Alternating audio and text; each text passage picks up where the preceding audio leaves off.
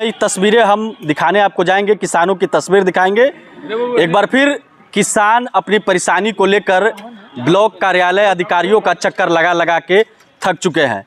अभी अधिकारियों के साथ बैठक हुई है, जिसमें मेन मुद्दा हम आपको बता दें कि स्टेट हाईवे जो 54 जो बेलवा से लेकर आपको देवापुर तक जाना है, उसके संबंध में हम यहाँ पर जो भी किसान है जो आए हुए हैं अपनी मांग को लेकर अधिकारियों के साथ इनकी बैठक हुई है। बैठक में क्या बातचीत हुई है वो भी हम जानेंगे, मगर पहले हम इनसे जानने की कोशिश कर रहे हैं। क्या नाम हुआ आपका? रंजन चौधरी।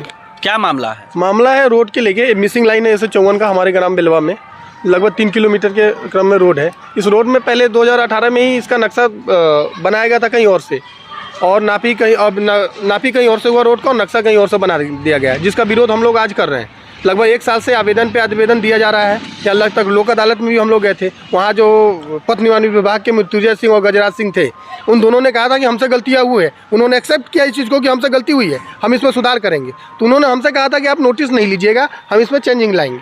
ठीक है, उसके बाद भी ये लोग नहीं है। इससे दिवाली के समय में भी ये लोग पुलिस बल के साथ पहुँचे हमें डराने के लिए, कि पुलिस बल के साथ पहुँचे थे वहाँ नापी भी हमने नापी नहीं करने दिया।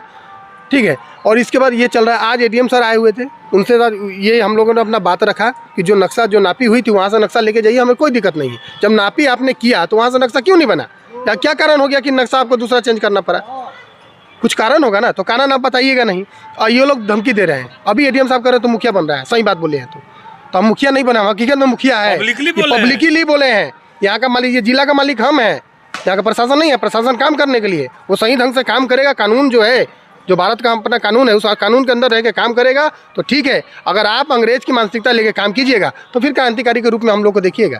तो आप तस्वीरें देख सकते हैं कि क्या समस्या है। लोगों के घर से होते हुए सड़क गुजरने की बात कही जा रही है, मगर बीच में कहा जा रहा है कि नक्शा भी चेंज कर दिया गया। तो तस्वीरें देख लीजिए कि किस प्रकार से ग्रामीणों का जो है, वहाँ के स्थानीय जो लोग पहुँचे हैं, उनका गुस्सा फूटा है। एडीएम साहब के साथ उनके और भी अधिकारी थे, उनके साथ बैठक हुई है, मगर उनके बाद से ये लोग सहमत नहीं है, क्योंकि किसी का आशियाना, किसी का घर बनाया हुआ अगर टूट जाए तो कितना परेशानी होता है वो भी आप समझ सकते हैं। इन लोग का ये भी कहना है कि पहले मरतबा में जो नक्शा बना था उस नक्शा को बदल दिया गया। स्टेट हाईवे जो 54 जो बेलवा से गुजरती हुई देवापुर जाएगी, उसको लेकर पथ बनाना है, उसको लेकर बात हो रही है। कुछ और ग्रामीण है, उनसे भी बातचीत कर लेते हैं। क्या कहा गया है चाचा जी अंदर? वो हम लोग अंदर गए थे, एडीएम साहब थे, भूवर्धन पदाधिकारी थे, OPWD के जो है ना अभियंता, सहायक अभियंता महोदय भी थे, 2 आदमी। इन लोगों से बातचीत जब हुई तो वो लोग कह रहे हैं कथी कि हम लोगों से गलती हुई है, अब तो जो होना था हो गया। हम लोग इसमें सुधार की प्रक्रिया में बहुत टेढ़ी खीर है, इसलिए हम लोग जरा उसको मतलब अलाइटमेंट कर नाप कर देख लेते हैं कि किनका कितना कितना। इससे पहले नापी नहीं हुआ था?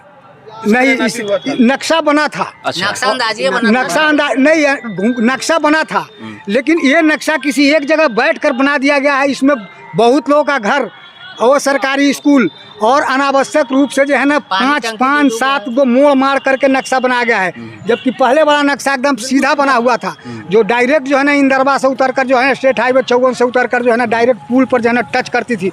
वो जो प्रोजेक्ट बना हुआ है उसमें एकदम सीधा जाती थी। अभी जो है ना 4-5 भौरा घुमा कर रोड को वहाँ ले जाया गया है।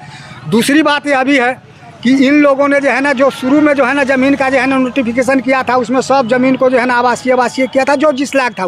वर्तमान में जो नोटिस दिए हैं उसमें जो है ना सबको विकासशील कर दिए हैं, बहुत कम मात्रा में आवासीय रखे हैं। वो जो ज़मीन ये लोग ले रहे हैं वो 10 लाख 12 लाख रुपए कट्ठा की है। मेरे पास दस्तावेज भी है, मैं उनको दिखाया भी हूँ भूवर्धन पदाधिकारी महोदय को, तो कहें कि ये तो पुरानी बात है, अब तो नए सिरे से जो है ना आप लोगों को करना पड़ेगा। ऐसी परिस्थिति में जो है ना 1-2 लाख रुपए कट्ठा देकर टरकाना चाहते हैं, और ज़बरदस्ती जो है ना हम लोग को डरा धमका कर ज़मीन को लेना चाह रहे हैं।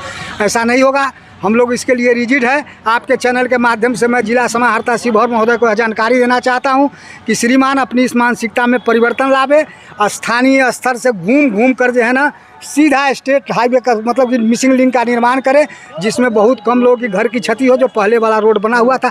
नहीं तो सबसे बेस्ट तरीका है कि आप जो पूर्व समाहर्ता महोदय थे, उन्होंने कहा कि बांध होकर जो है ना रोड चला जाएगा। बेलवा ग्राम के जितने भी ग्राम पंचायत के जो वासी है, चाहे बेलवा के जो प्रॉपर वासी है, उनको जो है ना फ़ायदा होगा, क्योंकि यहाँ की 50% भूमि जो है ना नदी में कटकर जो है ना विभिन्न योजनाओं के अंतर्गत चला गया है। 25% भूमि में लोग आकर अपना पुनर्वास स्थापित। अगर उस बांध को अगर बना दिया जाए, अगर उसी को रास्ता बनाकर निकाल दिया जाए तो बहुत सारे लोग का घर बच जाएगा। घर बच जाएगा। सरकार को एक पैसे की खर्च भी नहीं है, वो पूरी जमीन बिहार सरकार है, क्योंकि कर दे और उसमें बना दे। वो पूर्व में जो है ना वो पुनर्वास के लिए एक्वायर्ड किया गया था। थोड़ा मोड़ा किसी किसान का जमीन पड़ेगा, और उस अभी वर्तमान में उसको फर्स्ट क्लास आवाजाही भी हो रहा है।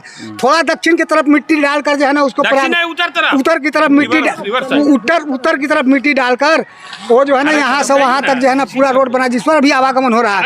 उससे पंचायत वासियों को, मतलब बेलवा ग्राम के लोगों को जो है ना निजात भी मिल जाएगी, लोगों की घर भी बच जाएगी, और बाल बच्चे के निवाले के लिए जो है ना जमीन भी रह जाएगी। इसलिए मैं आग्रह करता हूं समाहर्ता महोदय से कि अपने मनोवृत्ति में जरा परिवर्तन करके इस पर अपने स्तर से विचार करें। नक्शा के गड़बड़ी के वजह से सैकड़ों परिवार का आशियाना उजरने को लेकर है। अधिकारी बात सुनने को लेकर तैयार नहीं है। आखिर इन लोग का घर उजर जाएगा तो आखिर कहाँ आशियाना लगाएंगे? ये सारी बातें हैं। आप देख सकते हैं तस्वीरें, तमाम अपनी समस्या लेकर आए हुए हैं और क्या बात कर रहे हैं। आपका क्या नाम हुआ? हमारा नाम ओम प्रकाश पांडे हुआ। हम भी वहीं के किसान हैं। हमरे कहने का मतलब है कि रेट को लेकर भी आदमी क्षुब्ध है। ये लोग आज ज़मीन खरीदने कोई किसान जा रहा है तो 2025 चल रहा है तो 2030 वाला रेट लगेगा, और अब सरकार को भुगतान देना पड़ रहा है तो अब 2007 के रेवेन्यू के हिसाब से 4 गुना दे रहे हैं, जो कि कहीं से मान्य नहीं है किसान को, और न किसान के हित में। मतलब किसान का हित कहीं से नहीं है। आपका घर बना हुआ है उस नंबर में आवास, और उस नंबर में ये दे रहे हैं कृषि दो फसला का पैसा दे रहे हैं। घर बना हुआ है उसी नंबर है 1515 में। अगर आपका घर बना हुआ है और 1515 का अवशेष जो जमीन है वो कृषि दो फसला हो गया। बताइए कहाँ से होगी? अगर हम खरीदने जा रहे हैं तो हमको लगता है आवासीय, और वो ले रहे हैं तो हो गया कृषि दो फसला। कहाँ का न्याय है? यहाँ अन्याय अन्याय हो रहा है। तो तस्वीरें देख सकते हैं कि लोगों का क्या कहना है। यहाँ पर ये भी कहना है कि जो रेट है वो रेट, जो तय रेट लोगों को नहीं मिल पा रहा है।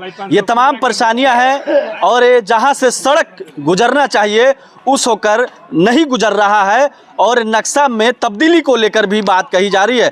जो पहले का नक्शा था अब वह दूसरा नक्शा बनाकर अधिकारियों की गलती की वजह से ये पेश हुआ। मगर अधिकारियों के साथ आज बैठक की गई तो एडीएम से लेकर तमाम जो अधिकारी थे वो बैठे हुए थे। वो इस बात को मानने को तैयार नहीं है, मगर किसान दूसरी तरफ आक्रोश मूड में है। उनका भी कहना है कि अगर हमारी मांग अगर पूरी नहीं की जाएगी तो हम भी किसी प्रकार का कोई जमीन नहीं देंगे। जी बताया जाए। हमारा नाम श्री राम कुमार हुआ जी।